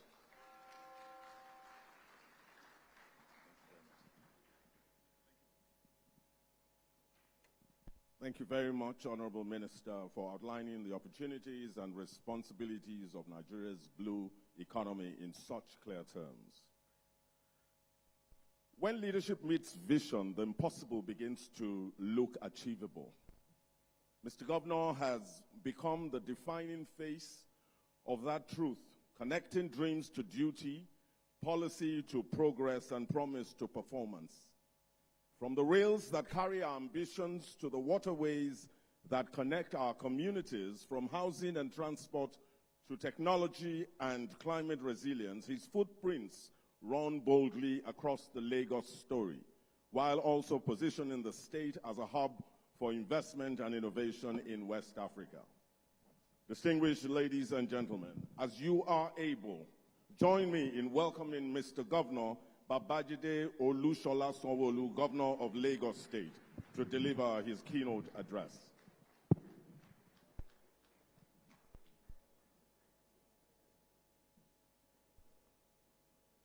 Well, I did say, as you are able. Thank you.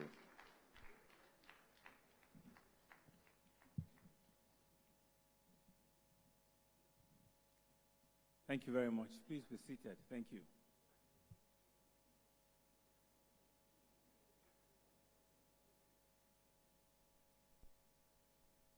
Thank you very much for the audience we have here today. The Honorable Commissioner kept calling me his principal. So kept wondering which secondary school did we open? And is he the vice principal or is he just a head teacher?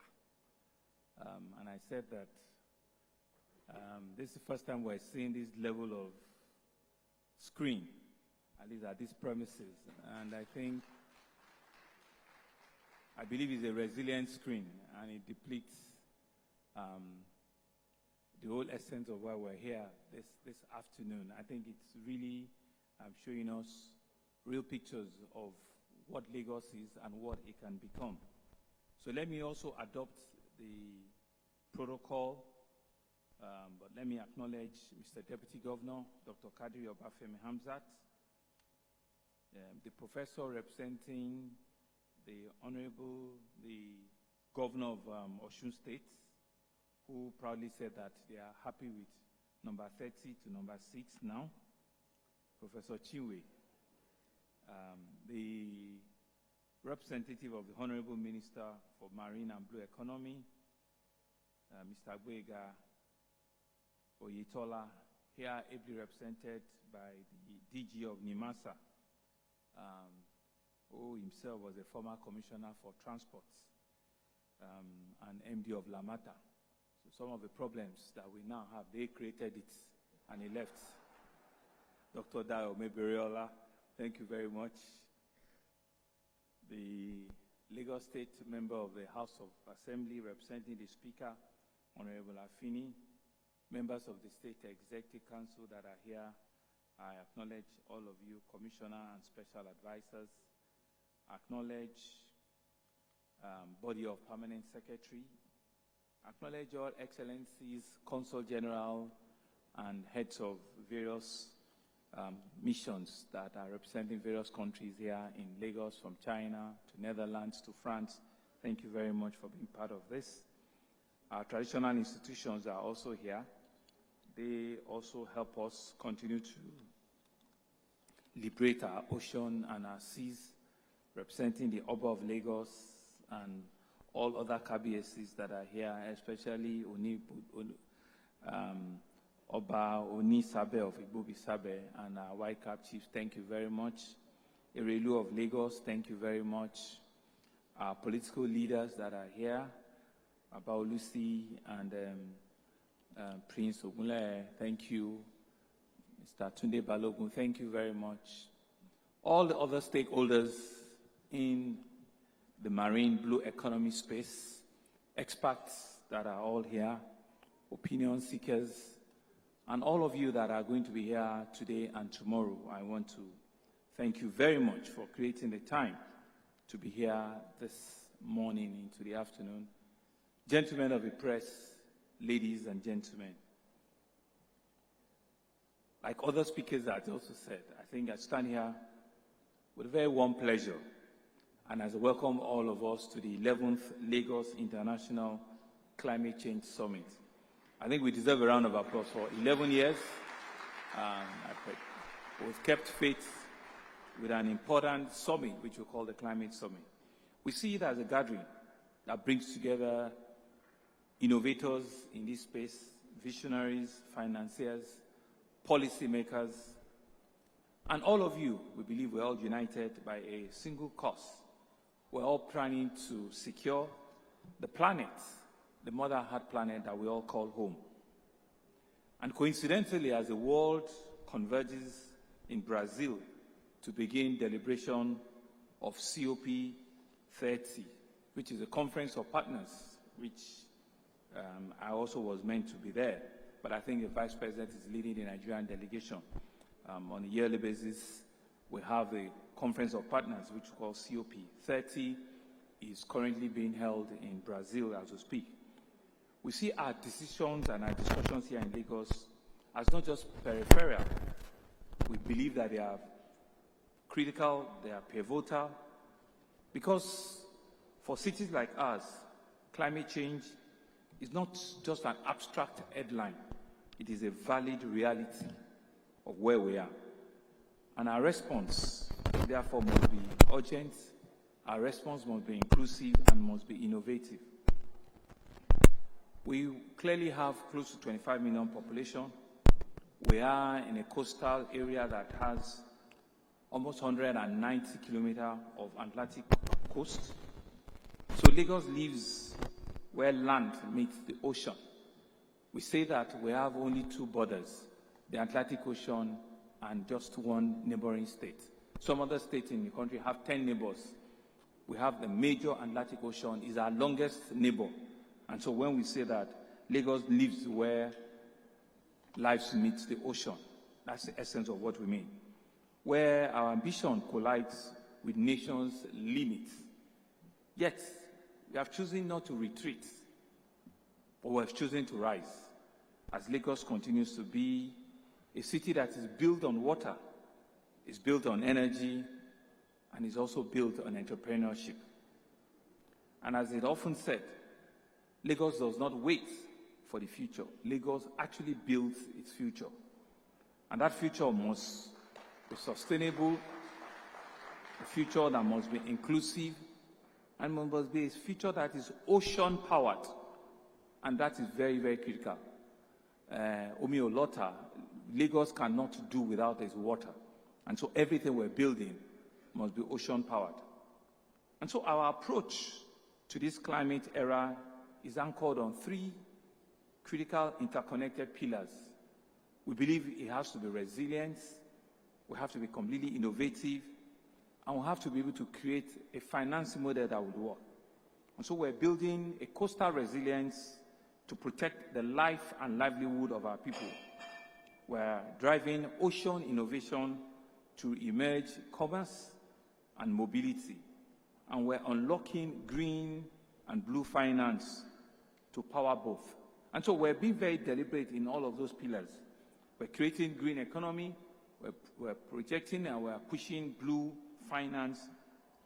And we're doing this to unlock the potential, because it's only commerce and mobility that can help us create and sustain that Lagos that we want to build out of ocean power. And you saw some of the pictures that, climate change and ocean issues are real. You don't need to go far to see them in real facts. And so the Great Wall of Lagos, like David said, it sounds very nice. It's one of Africa's most ambitious coastal defense systems. We've used it to transform what could have been an Atlantic wasteland into a thriving Eco-Atlantic city. With our partnership, Eco-Atlantic, they've created over 8 million cubic of sand to build that wall. And like Frame had said, we're still going to 10 million. And so we've seen the rise of a city out of water, which is a living testament of human ingenuity and a Lagos that is completely defiant. We're very optimistic. We're very forward-looking. A place that was once threatened by erosion, it now stands as a beacon of renewal. And also based on that, I want to, on your behalf, also thank Mr. President, President Bola Ahmed Tinubu, GCFR, for also, in less than 3 years, being part of our Lagos coastal infrastructure story. The very beautiful Lagos-Calabar Highway, which is right, on the coastal line, and also the 7 axial roads. And so these are some of the heavy coastal infrastructure that will adorn and beautify and see the resilience and the essence of building our city out of the ocean. For us in Lagos, one of the things that we've also done is around also our Omi Eco initiative, which we're using it to redefine urban mobility. So when we say that 1/3 of Lagos is surrounded by water, meaning that as small as we have, about 33 to 35% of Lagos, excluding the Atlantic Ocean, just our creeks and lagoon, is part of what we see at Lagos. So we really don't have a choice in the matter. That's what nation has given to us. That's what nature has given to us. And we need to protect it. We need to nurture it. We need to be very, very serious about it.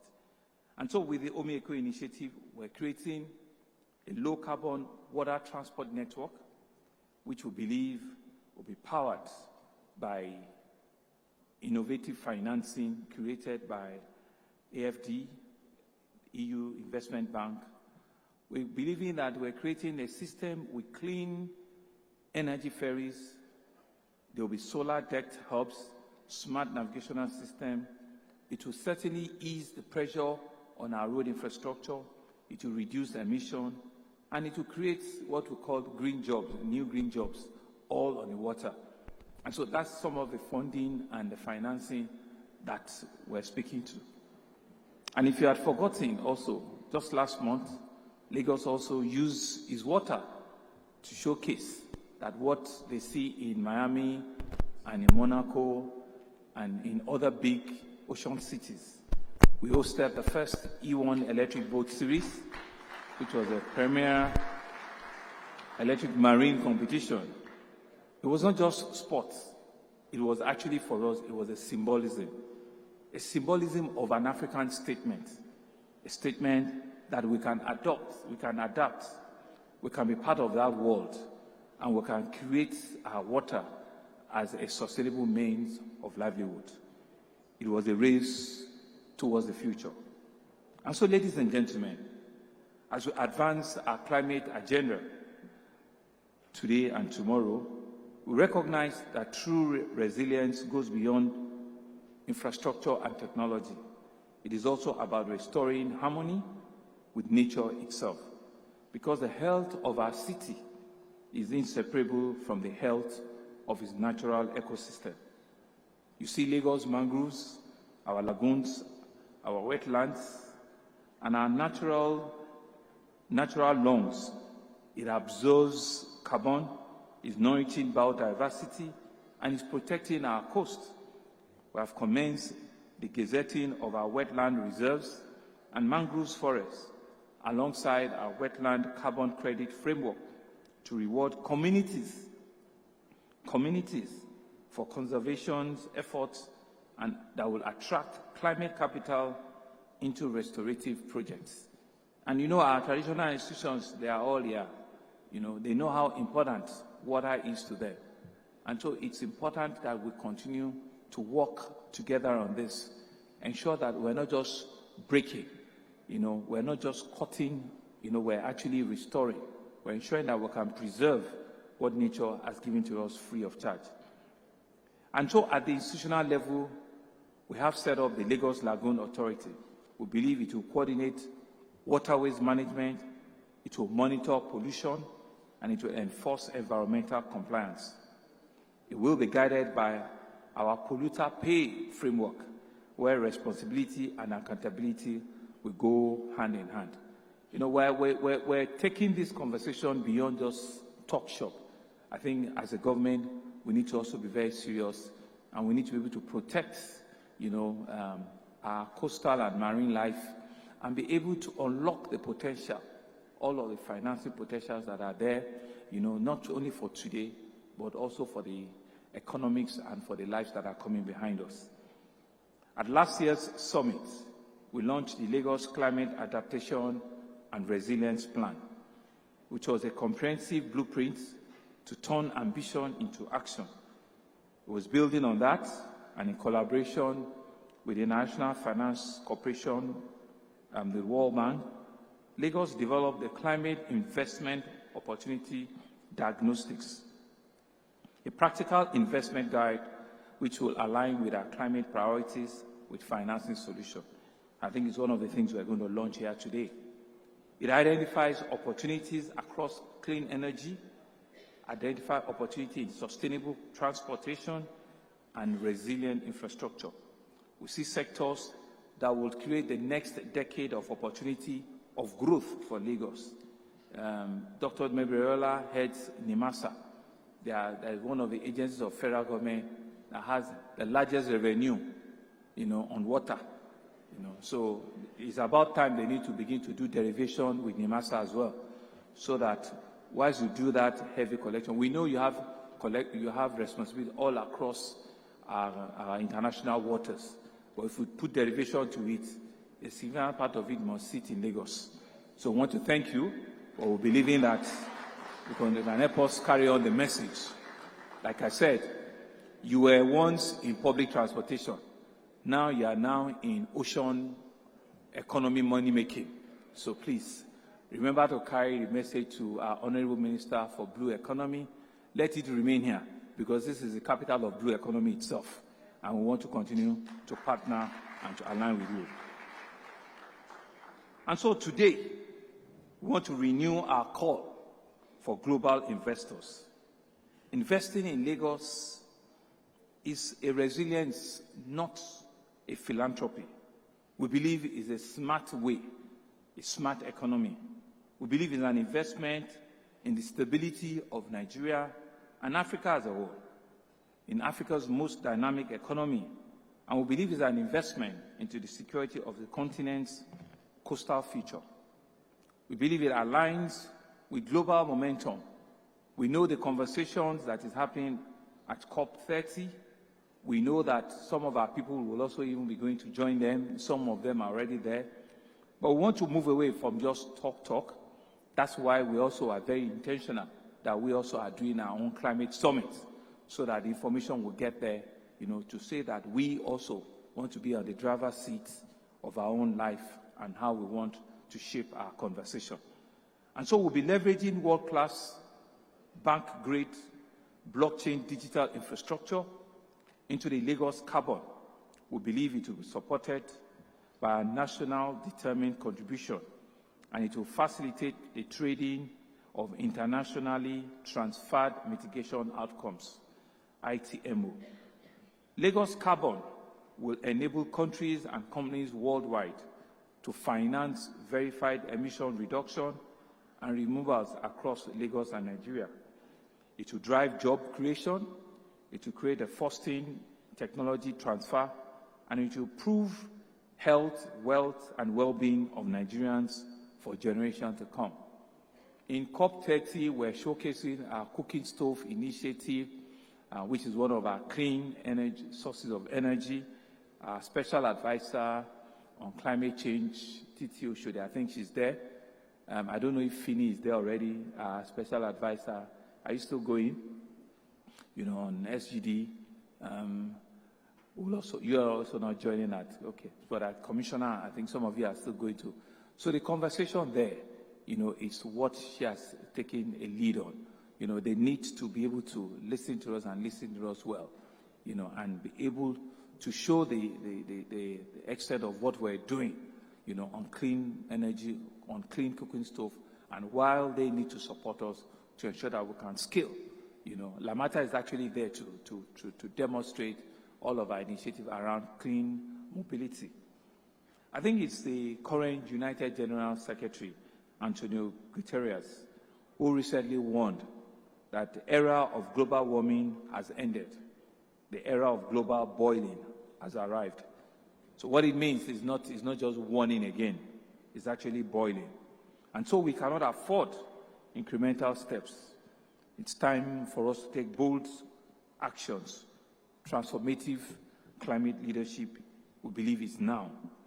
Lagos is committing to lead Africa's change. Lagos is committed to lead the continental change. We believe that working with the federal government and other private sector partners, we can showcase even to the world, the power of resilience, and Lagos can be a strong demonstration of that. We believe that if Lagos can rise from its heights, so can other African countries or African cities. And so our story proves that development and decarbonization are not opposites. In fact, they are twin engines of progress, both development and decarbonization, and they can work hand in hand. And so in conclusion, we see a blue economy that is not just an economic concept. We believe it's now a lifeline for the planet. We believe the green transition is not just an obligation. It's an opportunity for us to build better. Lagos, in the next week or so, will also be we'll be launching the first green bond, as a sub-national. I'm right? We'll be launching the first green bond. Financial, with financial support in the next week or two or so, and the professor from Oshun, you will take that away as another first, and we're believing that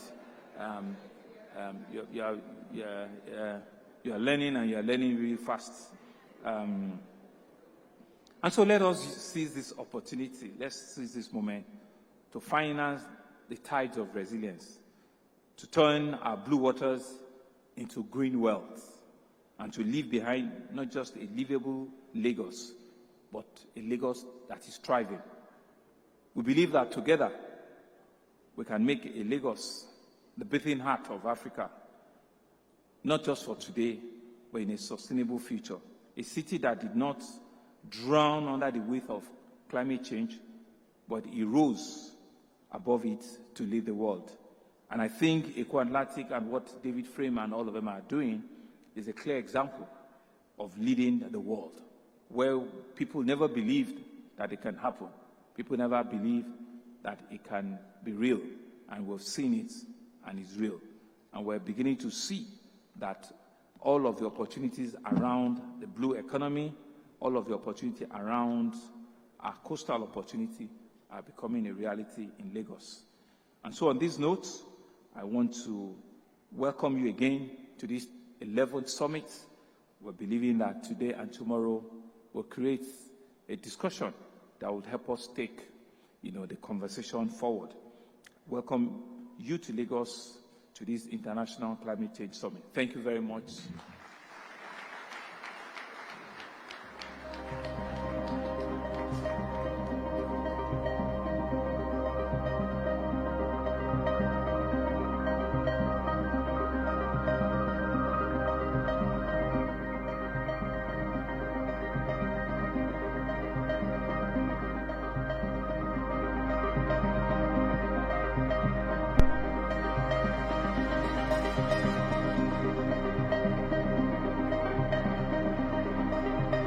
Mr. Governor, Mr. Deputy Governor, we say a big thank you. Once again, can I ask that we give Mr. Governor a round of applause as we take our seats. We now proceed to a major highlight of this summit, the launch of the Climate Investment Opportunities Diagnostic CIOD for Lagos. This diagnostic tool identifies real, bankable climate projects and opportunities across key sectors, positioning Lagos as a destination for serious, structured, green and blue finance. And to lead this important launch, may I respectfully invite again Mr. Governor, Mr. Babajide Olusola Sanwo-Olu, Governor of Lagos State, and he will be joined by the leads, the honorable commissioners of the two ministries kosher to this project's development. I also invite the Honorable Commissioner, Economic Planning and Budget, Okpe George, to join Mr. Governor, as well as Honorable Commissioner, Environment, Tokunbo Wahab. May I also invite the World Bank team, Mr. Ayo Olowo Okere, Mrs. Miriam Nji, and also Temilola Shonola. May I also invite the Deputy Governor of Lagos State to please join us on stage for that all-important ceremony. And also, of course, the LAG team, Odimole Mobolaji, Director, Development Partnerships, Bankole, Director, Climate Change, and Dr. Daniel, CRO, the Chief Resilience Officer. Can we have everyone on stage for this important part of the event?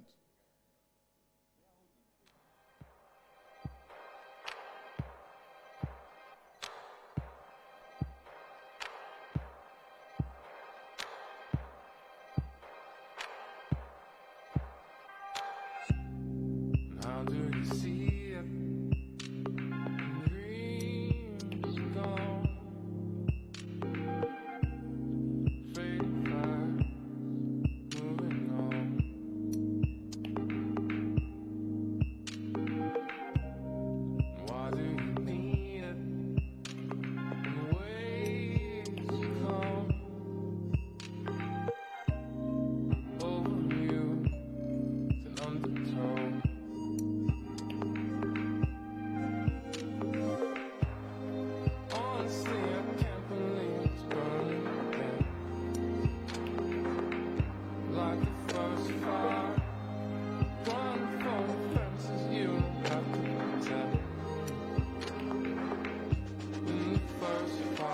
Thank you, Mr. Governor.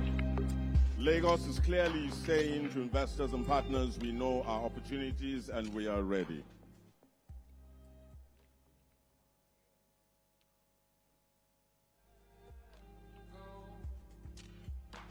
Just to let you know that if you're unable to get a copy, the QR code will be displayed and then you can make the best use of that.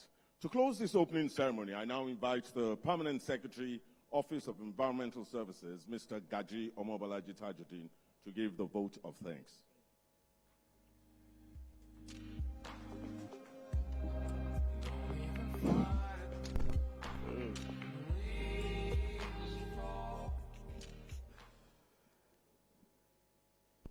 Mr. Governor, Mr. Deputy Governor, Your Excellencies, members of the Diplomatic Corps, His Royal Highnesses, distinguished ladies and gentlemen, and all the attendees.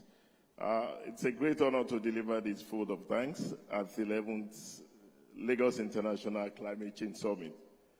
Over the past few hours, we've shared powerful ideas, renewed commitment to a shared goal, building a greener, more resilient future for Lagos and Africa. This summit has shown once again that progress is inevitable when government, the private sector, academia, and our partners work together. On behalf of the Ministry of the Environment and Water Resources, we extend our heartfelt appreciation to His Excellency, Mr. Babajide Olusola Sanwo-Olu, Governor of Lagos State. Your visionary leadership and genuine commitment to the well-being of Lagos continue to inspire us all. Your hands-on approach has shown that protecting our environment is not just good governance, but a lasting legacy of care for future generations. This summit and its outcomes clearly mirrors the ideals of your Themes Plus agenda, especially your focus on health and environment, building a 21st century economy, and promoting sustainability at the heart of Lagos' development journey. Our deep appreciation goes to the Deputy Governor, Dr.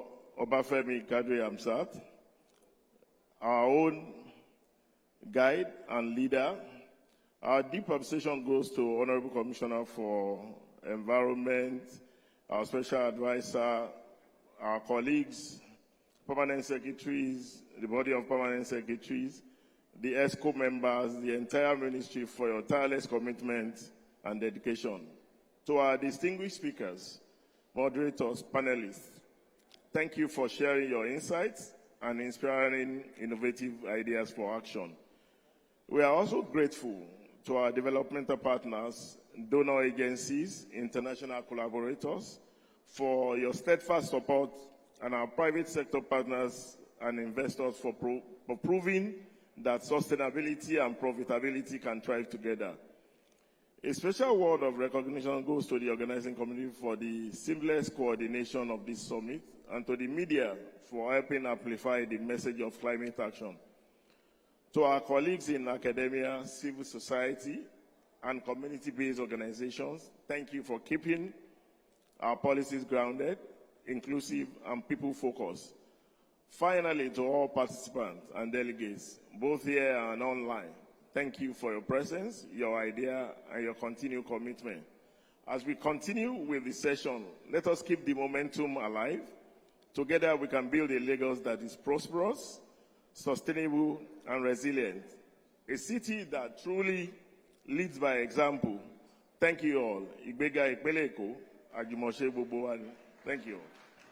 Thank you very much, and I'd like to respectfully invite the Governor back on stage for a group photograph. Mr. Governor, Mr. Deputy Governor, Honorable Commissioner, the representative of the Minister of Blue Economy.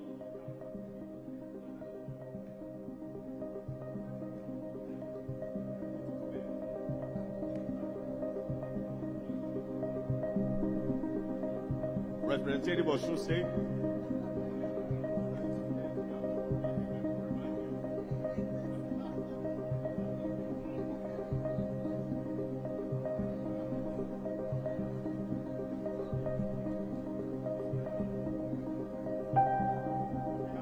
Can we also have the representative of the Oba of Lagos on stage, please?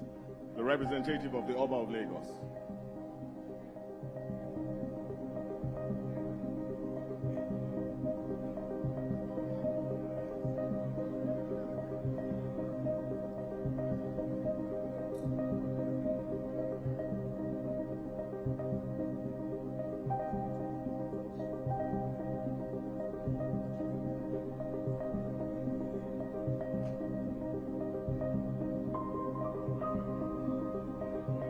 We're going on a quick tea break, and we will reconvene in just a few minutes for the rest of the ceremony, the rest of the event, the plenaries. Thank you.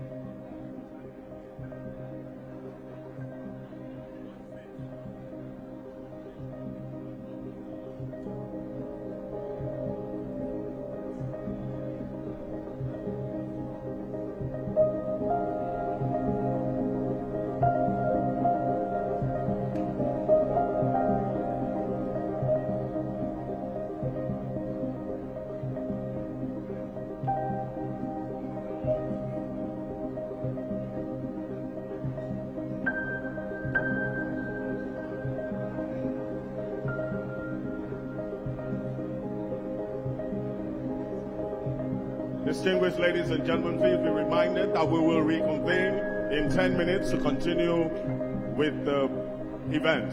We'll reconvene in 10 minutes.